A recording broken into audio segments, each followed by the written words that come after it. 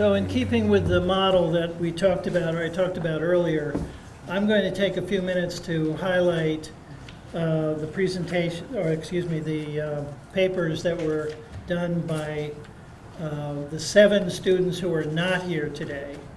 And then Joan, who is one of the students in the class, just about to get her master's degree, I believe, is going to give a presentation of her paper, and you will be able to ask her questions. That's the difference between this and solid waste. So let me give an overview of these projects first, and then turn it over to Joan. So there are 8 capstone students in this class. 4 are local and 4 live within or outside the metro areas. And 2 of the locals met with Heather Patel and me and toured the city and observed locations where the homeless people are living, and where they gather, where they slept, and where they ate. And 2 of the local students visited with me and with Heather the soup kitchen. So these are some of the questions that some of these students were asking. This is a sample to give you a sense of how they went about their projects. Who are the homeless people, they wanted to know, and how can they be helped? That's a general overall question that one of the students asked. What programs are proven to be most effective? And will more police presence have an impact on illegal activities associated with the homeless?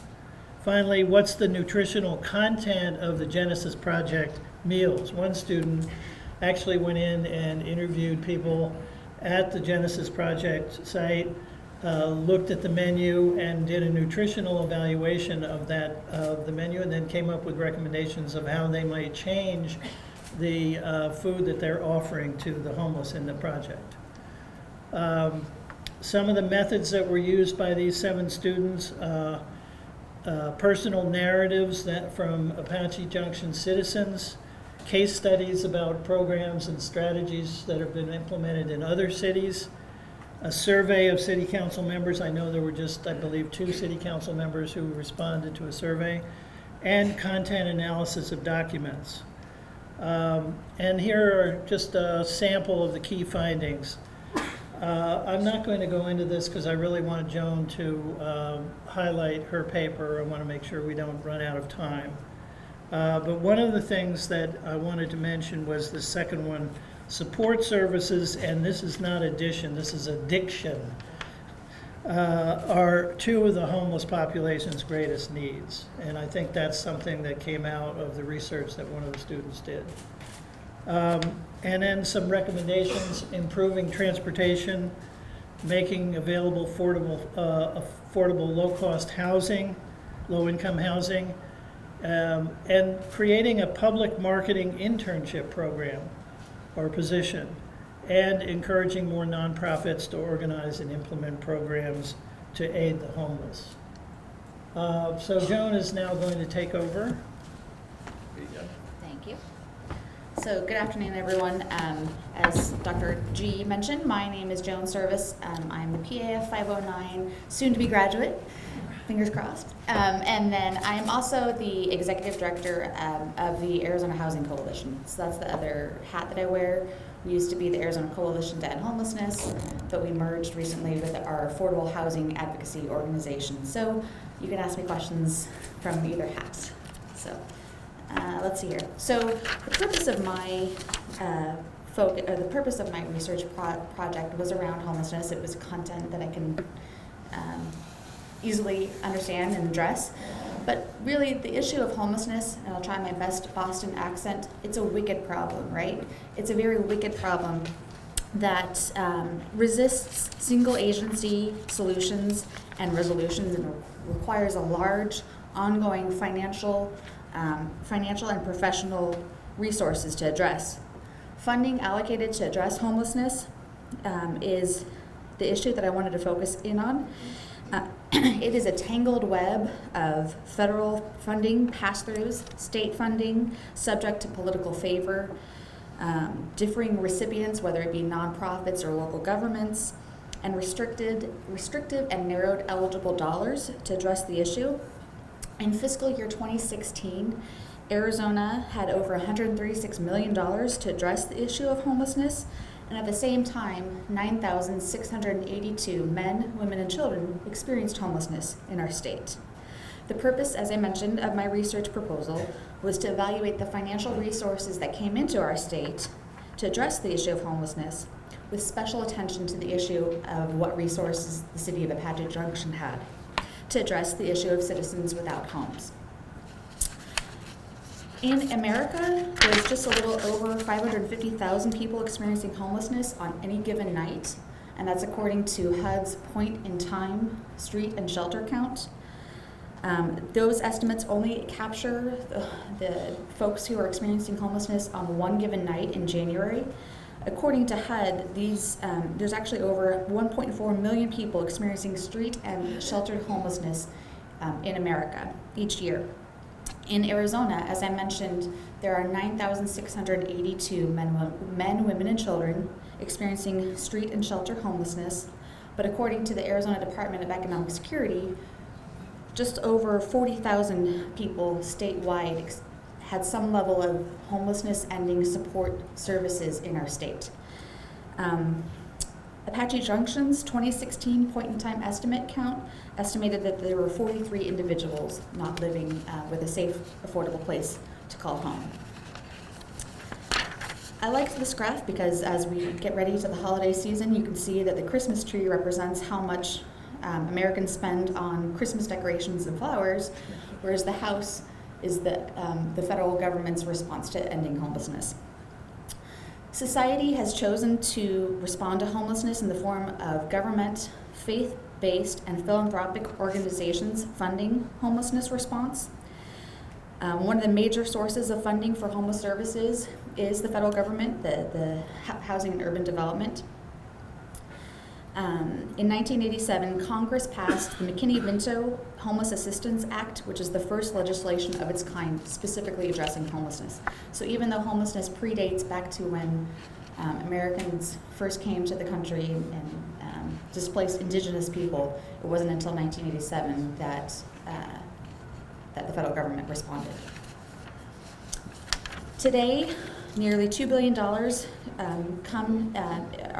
$2 billion in federal funds are administered by HUD and distributed across the U.S. to regional administrative and geographic units called Continuum of Care. In Arizona, there are 3 continuums of care, one in Maricopa, one in Tucson, and one covering the 13 remaining counties in our state. The state of Arizona funds homelessness by either directing state taxes and by channeling federal funds through the different departments of economic security, housing, and Medicaid. And then obviously because homelessness is thought to be a local issue, local officials are able to direct some of their federal block grants to address homelessness. Got the 5-minute warning. So, okay, so quickly, obviously as with this research, we did some literature. I did a literature review. One of the interesting notes was interesting finding was that if you increase any kind of funding from the federal government to address homelessness, you will have a short-term increase in sheltered homelessness. Really the concept is as you have more availability, more folks who are living on the margins now find shelter availability. So local governments need to be conscious of the fact that with increased funding, you might actually see a little bit more folks coming because there's actually quote-unquote room at the inn now. So again, also increased funding can also go to increased outreach, which finds more folks living unstably.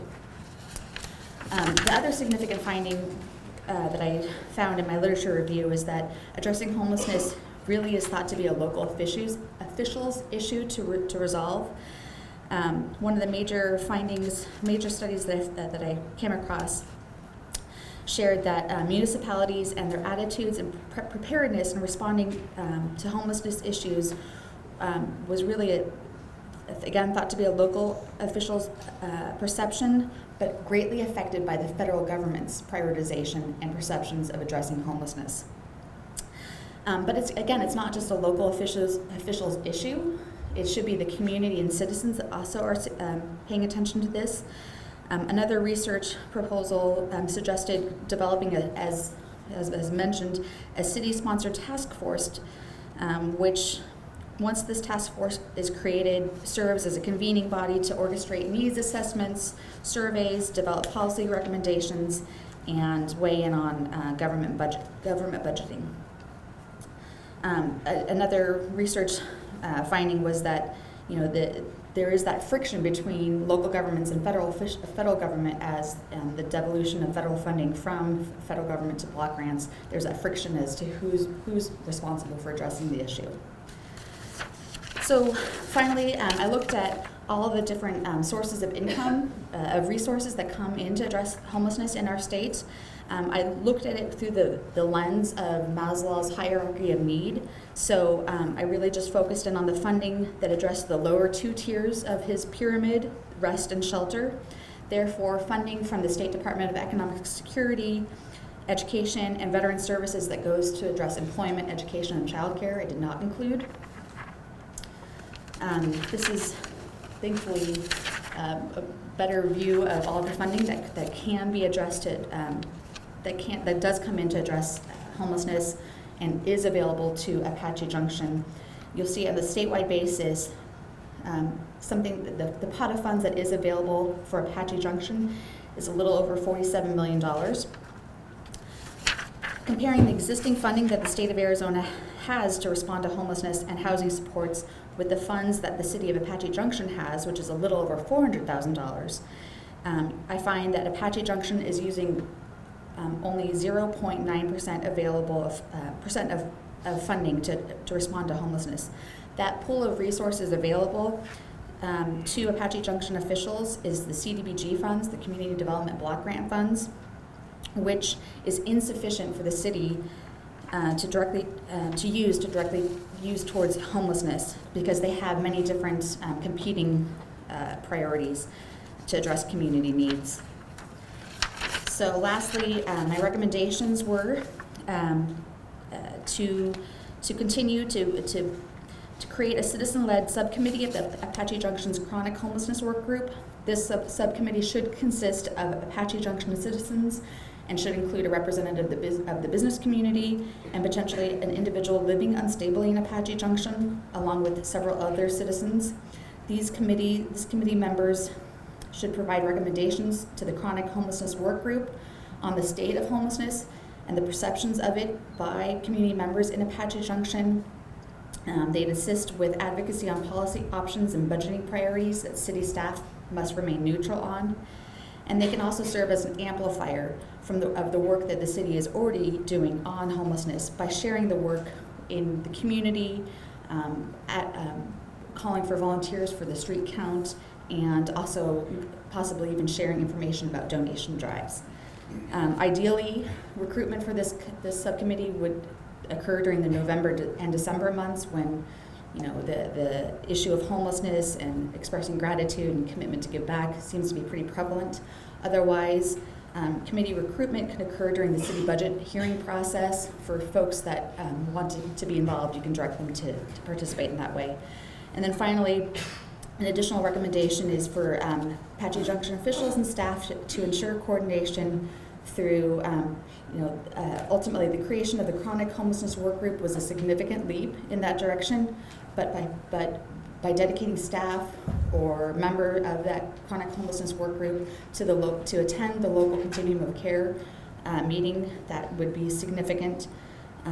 This will allow for them to hear some of the latest best practices, potential funding opportunities, and serve as a horizontal diffusion learning opportunity. And then a portion of increased additional funds could help pay for that staff time and travel.